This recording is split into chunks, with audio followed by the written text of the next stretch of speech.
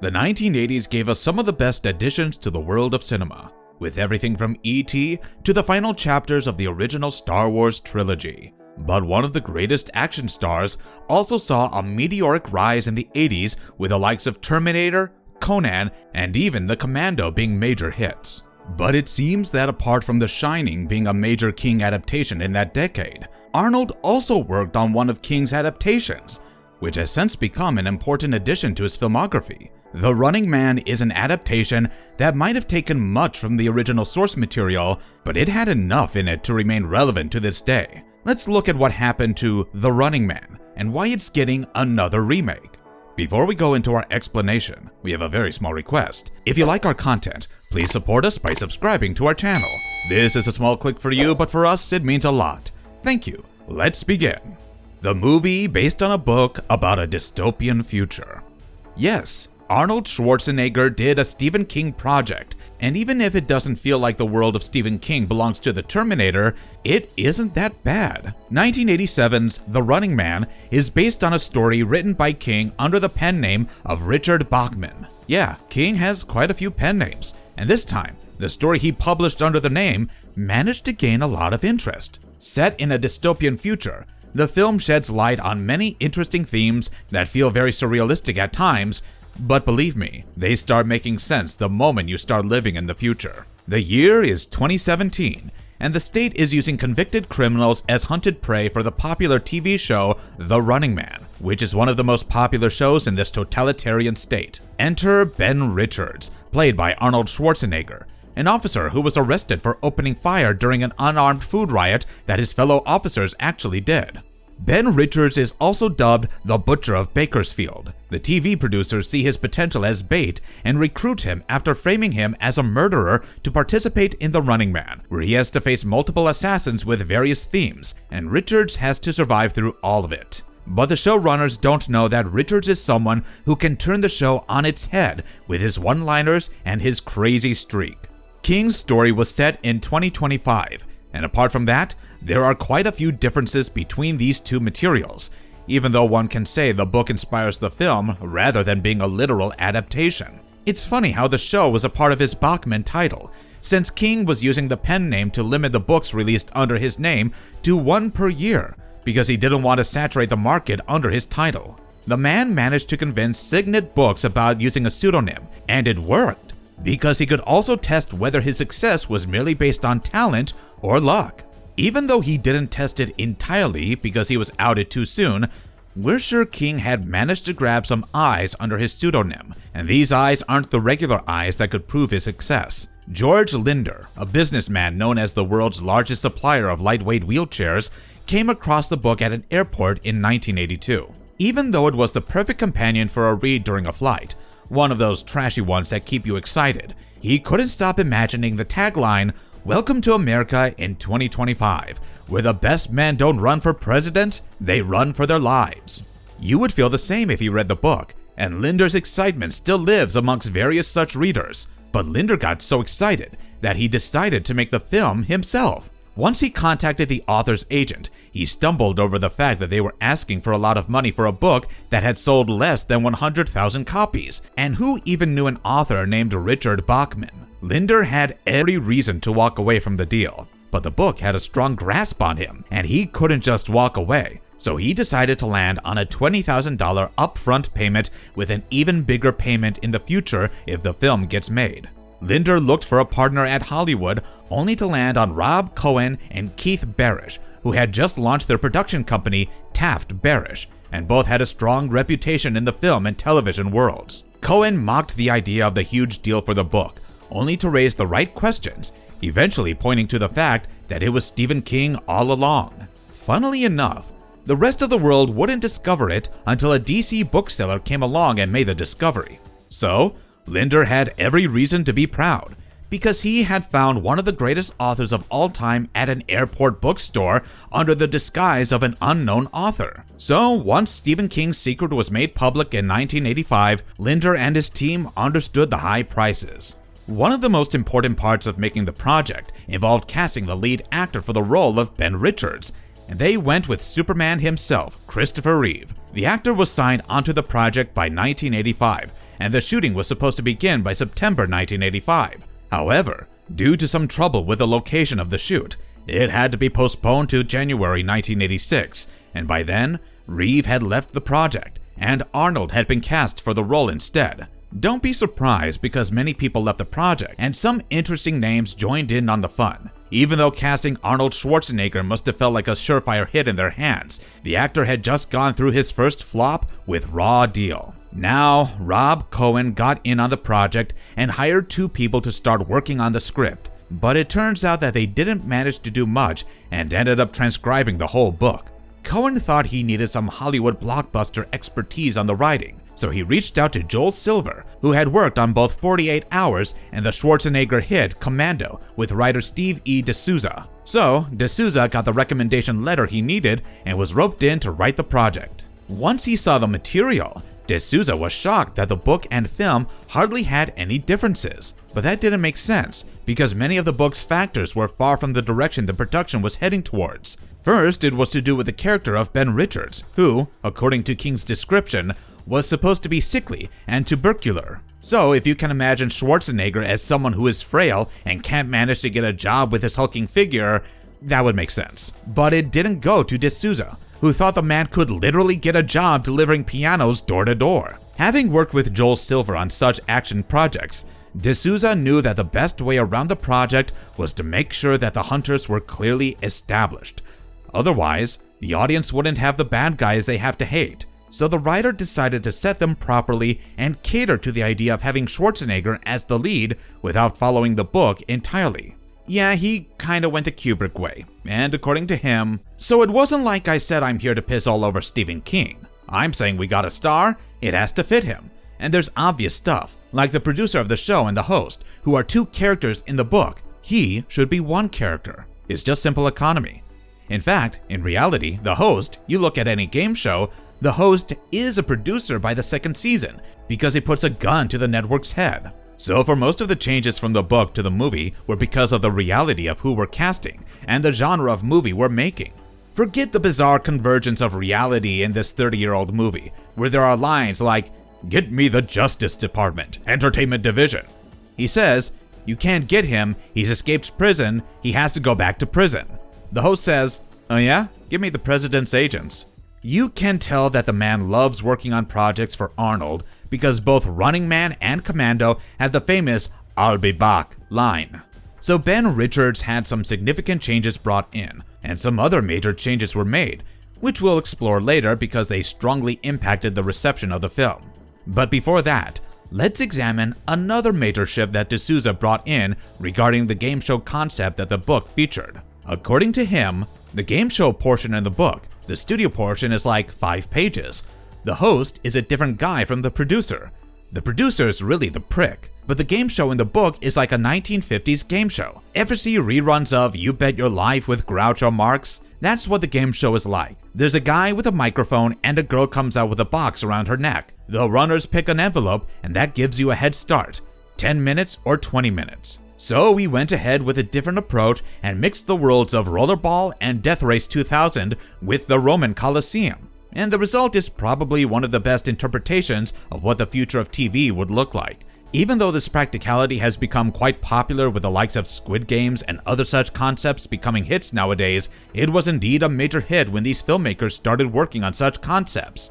Take the German Das Millionenspiel or the Italian Endgame films, which toyed with a similar tone and what would eventually become a reality show. At the same time, many names were being dropped for the role of Killian, the game show host, including the likes of Chuck Woolery, who was known for hosting Love Connection and Scrabble. However, it was Arnold who suggested Richard Dawson's name for the role because the two were close friends, and at the same time, Dawson was a wonderful host based on his time hosting The Family Feud. Gotta say, this casting choice definitely worked out like a charm. Realizing they had someone working towards the concept they were going for, Cohen and his partner started looking for a director. Greco-Italian director George Pankosmatos had made his name in just 2 films, and the second of the 2, Rambo Part 2 from 1985, established him as the perfect choice for helming Running Man. Cosmatos was interested and wanted to push deeper into the totalitarianism at the core of the project and make the love interest someone who would open Richard's eyes. Some felt that he was going too close to Rambo with this, and according to De Souza, Cosmatos' family suffered under the Nazi occupation in Greece. In the draft I did for George, there were roundups and there were concentration camps.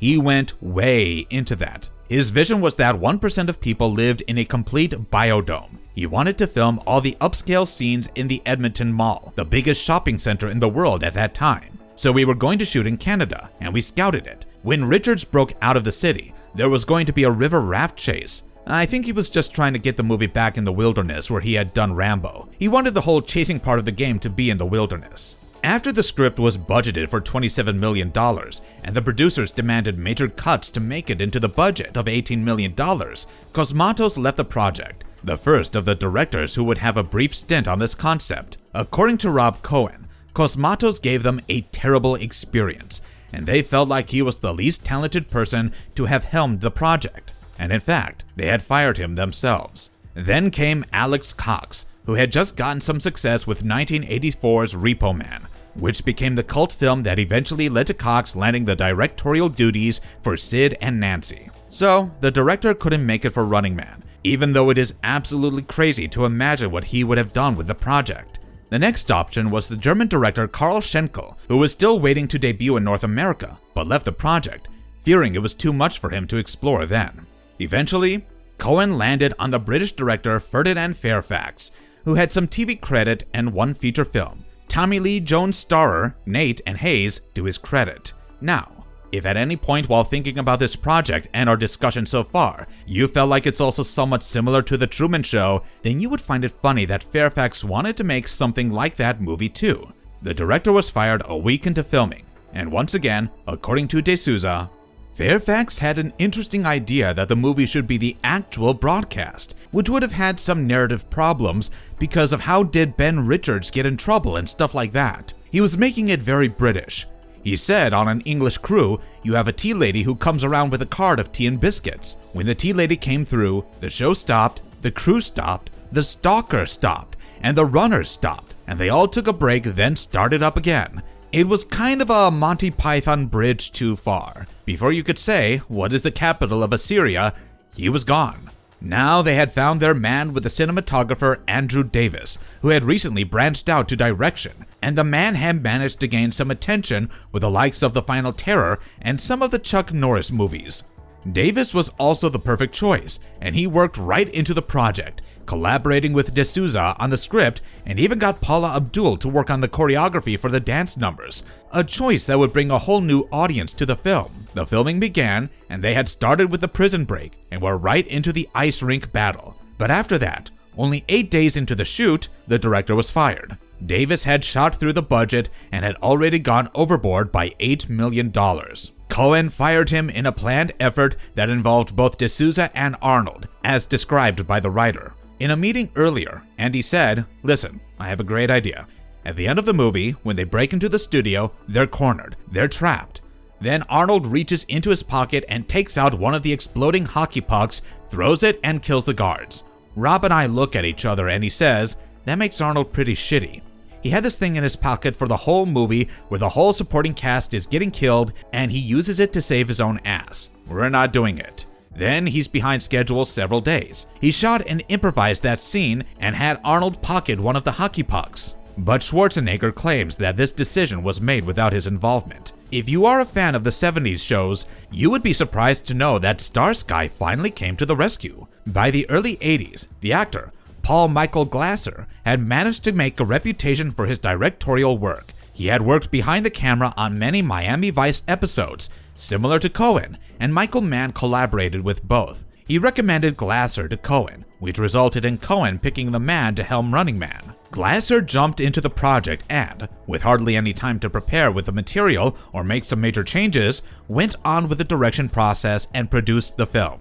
With a shooting period of 61 days, the film went $17 million over the budget and finally made it to the test audience. But before we jump into that, let's go into the alternate ending that the test audience didn't enjoy. One of the most essential factors that the film works is due to the crazy predictions it makes about the technical achievements that will be made by that time in the future. So, when an effects company came to Conan with the idea of using synth thespians for the dangerous stunt sequences, they decided to put the concept into play in the film. So, the ending was shot in a manner where Jesse Ventura's killing of the main characters, Ben and Amber, felt completely real. Yes, the characters were killed both in front of the live audience in the movie and the test audience. And then, suddenly, it cuts to both of them looking at the doctored footage on screen where digital artists are busy doctoring it. According to D'Souza, who didn't really like this ending, as written and filmed, the audience did not know they switched it out. We were going to fake our audience. They come to the host of the show,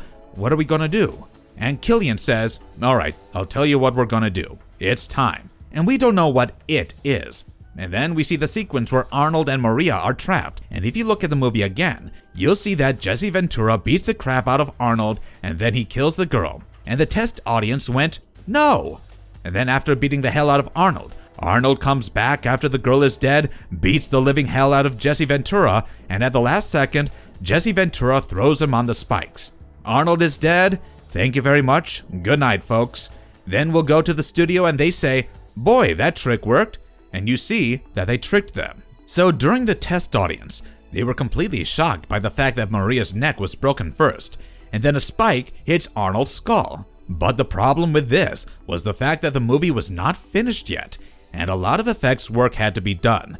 So the fact that the major players were killed off felt like something that was absolutely confusing. The audience presented this confusion, and it was enough for Rob Cohen to swerve into a different direction and make the revelation of the doctoring before the death was shown. Why was the change made? Once again, we go to D'Souza for that story. We had an idiot producer who was on this movie who, after the test screening, said, you gotta change that. He says, our audience is too stupid, they don't get it. What are you talking about? The test screening was in Palm Springs. We must have had at least 600 people in the audience, if not more, and there were maybe like 24 cards saying, I don't understand how they put a different face on a guy. And I go, this is 20 cards and all of them, why did you attend the movie, came with grandchild. Switching one of the most shocking endings in cinema history was done because the wildest response had come from an audience that the film wasn't even targeting. The film was finally planned for a summer 1987 release, but it was right around the time that another major Arnold film, Predator, was also scheduled to be released. Even though the producers had no major concern regarding the competition, Arnold ensured the film was delayed so that Predator could have a proper release. It was probably because of his fears regarding Glasser's work as the director. It was a smart choice, considering that Arnold ensured that his career didn't get hit by moderate success because the Predator actually managed to put him back on top. Running Man was released around Thanksgiving in 1987, making it the only action thriller to be released during the holiday season, and it ended up having a majorly mixed response from the audience. While some enjoyed the film's premise and the depiction of the future, others were quick to criticize it based on the various choices made during the execution of the film and the fact that it was supposed to be a Stephen King adaptation. In fact, King had parted ways from being credited for the film quite early because he felt that the film was nowhere near his book. The choices made by Stephen E. D'Souza might have helped the movie to a certain level. Still, it didn't help the story because it ended up being completely different from the book, apart from some similarities and minor details, like the characters' names, including the fact that the film changed the year from 2025 to 2017. However, the idea of using Killian as someone who hosts the show, while in the book he was only the executive producer, worked, because Dawson's performance as the host became one of the most praised aspects of the film. D'Souza continues to criticize the change made at the ending, as he mentioned in a recent interview, I remember begging this guy, would you bet on a Super Bowl rerun? I just can never forget to this day how insane the audience went. They couldn't believe it. Do you remember in Die Hard 2 when the plane crashes? The audience can't believe we killed all of those innocent people? Same reaction. Maria Conchita Alonso and then Arnold back to back, and then you discovered you were pranked. So if you have the Blu-ray, you can put this back in the proper order. You can tell in the dialogue, when they changed the face, that the dialogue was recorded later, because the dialogue was like, I told you it was gonna work, Killian. Look, it looks just like him. They bought it, baby. and instead they had to change it around. If you look at the scene, you'll see that you don't see the producer, you see the back of his head. You can see that you're on the wrong face when people are talking. And it was so moronic. It bothers me to this day, and I think it really affected how successful the movie was. Each time you read the book, you would feel as though the movie completely lacked one of the concepts, even though it isn't surprising to imagine that it was trying on its own to give a fresh depiction of the future.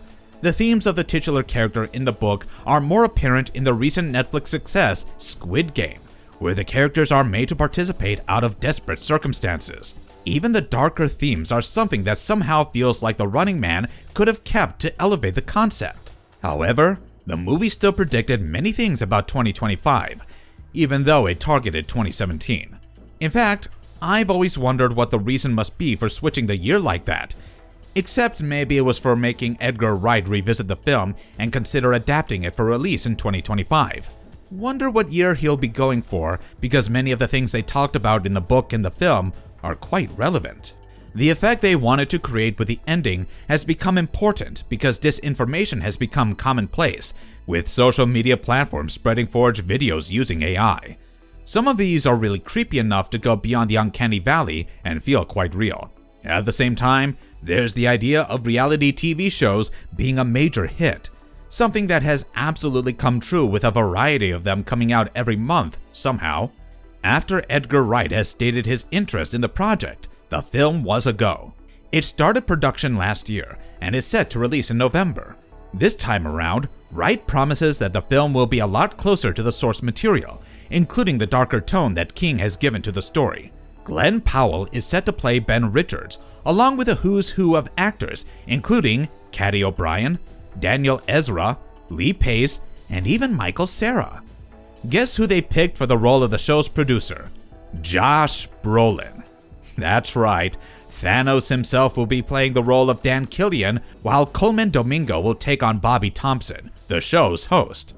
Edgar Wright has already received his blessings from Arnie for the project, and in a recent interview, Schwarzenegger went on to say, I love the idea that they're doing a sequel to Running Man, or a remake. I don't know what it's going to be, but because I always felt when we did, Running Man was one of the movies that it felt like, I think it would have been great if we would have been better prepared for this movie, if we would have had more money for this movie, and if we would have had then the visual effects, the technology of visual effects that they have today. All of those things I wished after the movie came out. I felt like it could have been better. It was great, but it could have been better, and I think that they have a good chance now with the new Running Man to make it better. And I hope for their sake and for my sake, I hope that they will be successful. Marvelous verdict. The trailer for Edgar Wright's The Running Man is set to drop any time now, and it would be interesting to see the world he has created because he has stated that 1987 also influenced him. Though we hope to see that Richard Bachman shows his interest in the film, considering the recent rise of many Stephen King projects. Some have hit the mark, while others have struggled to hit the standards. I don't have anything against the 1987 film, but we also got to see a version where Christopher Reeve got to take on the role because that did feel like an interesting choice. And if you liked our content, don't forget to leave a like and subscribe to us if you haven't already.